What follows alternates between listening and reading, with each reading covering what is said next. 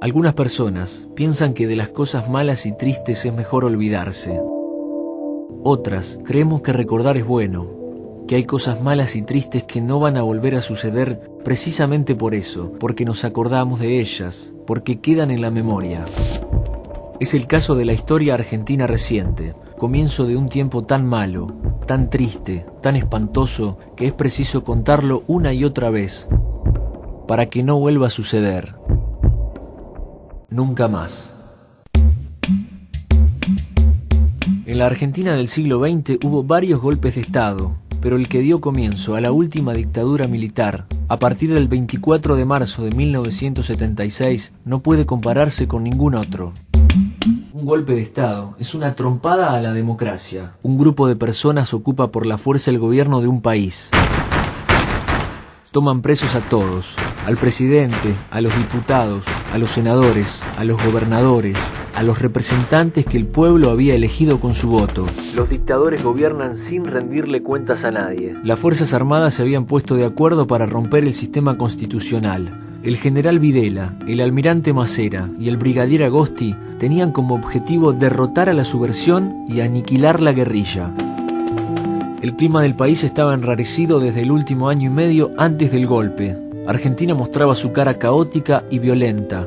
Los precios subían día a día. Los diarios traían noticias de enfrentamientos feroces entre distintos grupos, de huelgas y asesinatos. Los dictadores gobiernan sin rendirle cuentas. La AAA era una organización clandestina, secreta e ilegal que había formado López Rega, el hombre de confianza de la presidenta, Isabel Perón, para aniquilar a sus enemigos políticos y, en general, a todos los comunistas.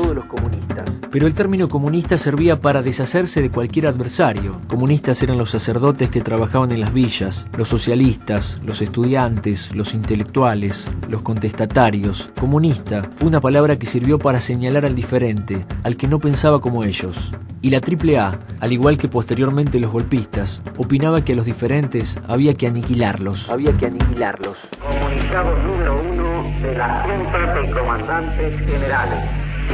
Se comunica a la población que a partir de una fecha el país encuentra bajo el control. El 24 de marzo de 1976 fue el triunfo del no cambio y por lo tanto tuvo el apoyo de todos los que aspiraban a que las cosas siguieran como estaban.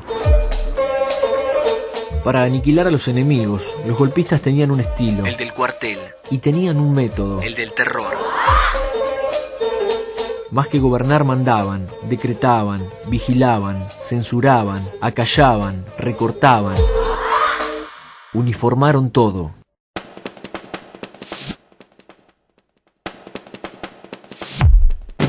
Desde el Estado se organizó cuidadosamente un plan para dominar por el terror, para paralizar de miedo a los argentinos. El plan consistía en secuestrar, torturar y asesinar en forma clandestina a miles de personas, a obreros, estudiantes, gremialistas, monjas, estudiantes, gremialistas, monjas, obreros, niños, estudiantes, gremialistas, políticos, monjas, sacerdotes, escritores, políticos, niños, en forma clandestina a miles de personas.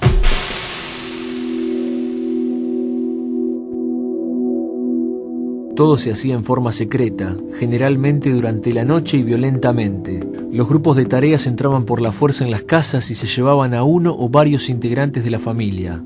Luego eran trasladados a los centros de tortura que también eran secretos. Funcionaban en el sector más apartado de un cuartel, en una fábrica abandonada, en el sótano de una comisaría, en los fondos de un hospital o en un chalet apartado. A partir de ese momento, los secuestrados pasaban a ser desaparecidos. Nadie daba cuenta de ellos, nadie sabía a dónde estaban. La familia o los amigos comenzaban a buscarlos desesperadamente. Queremos saber dónde están nuestros hijos, vivos o muertos. Angustia porque no sabemos si están enfermos. Pero nunca conseguían averiguar nada. Recurrían a la iglesia, a la policía, trataban de que los recibieran las personas más influyentes de la sociedad, pero nada. Y desesperación, señor, porque ya no sabemos a quién recurrir. Como si se los hubiese tragado la tierra. La mayor parte de los que soportaron estos tormentos murieron o fueron asesinados, pero no aparecieron jamás. Es una incógnita, es un desaparecido. No tiene entidad, no está. Ni muerto ni vivo, está desaparecido. Las mujeres que habían sido secuestradas cuando estaban embarazadas tuvieron a sus hijos en esos centros de detención. Por lo general, no los volvían a ver. Los torturadores se robaron a sus hijos, se apropiaban ilegalmente de los bebés.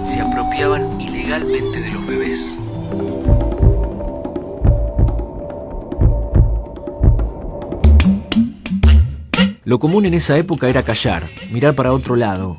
Muchos argentinos preferían hacerse los desentendidos. Por algo será, sentenciaban cuando se enteraban del caso de algún desaparecido, o veían cuando alguien era metido con violencia en un auto. Estaban convencidos de que no tenían que involucrarse, de que todo eso no tenía nada que ver con ellos.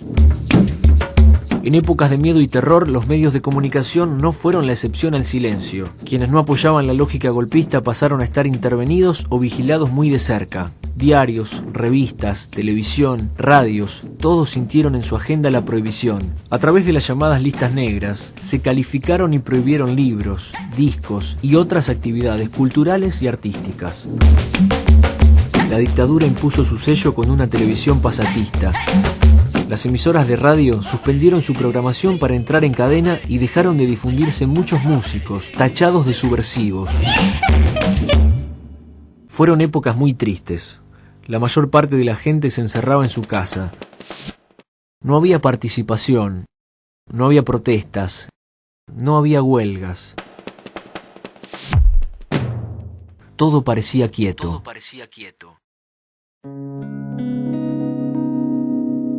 Pero muy pronto algo empezó a moverse. Mientras Argentina se entretenía y festejaba con el Mundial de Fútbol de 1978, las madres y abuelas de los secuestrados hacían público su reclamo, se mostraban a los medios internacionales. A partir de ese momento, jueves a jueves, y con la cabeza cubierta con un pañuelo blanco, daban vueltas y vueltas a la pirámide de Plaza de Mayo.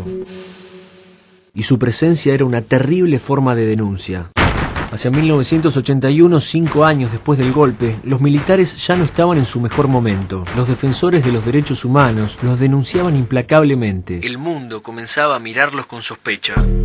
Los militares, para recuperar el prestigio, para conseguir que la población volviera a sonreírles, tuvieron la disparatada idea de invadir las Malvinas. En abril de 1982, Argentina ocupó las islas. Después de una sangrienta guerra, donde murieron muchos jóvenes, las tropas argentinas se rindieron el 14 de junio de 1982 frente al poderoso ejército británico. La derrota en la guerra de Malvinas fue el final para los golpistas. El gobierno militar estaba quebrado. Nuevamente el pueblo hacía retumbar su voz en la calle.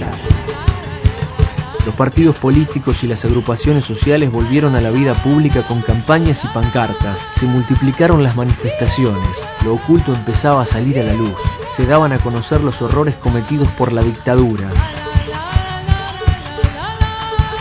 Con las elecciones ganadas por Raúl Alfonsín, en octubre de 1983, el pueblo argentino retomaba la senda de la vida democrática. Volvíamos a ser nosotros, a participar, a disentir, a pensar de maneras diferentes, a discutir. Volvíamos a ser una sociedad viva y comenzábamos el largo aprendizaje de convivir con el adversario, de tolerar las diferencias.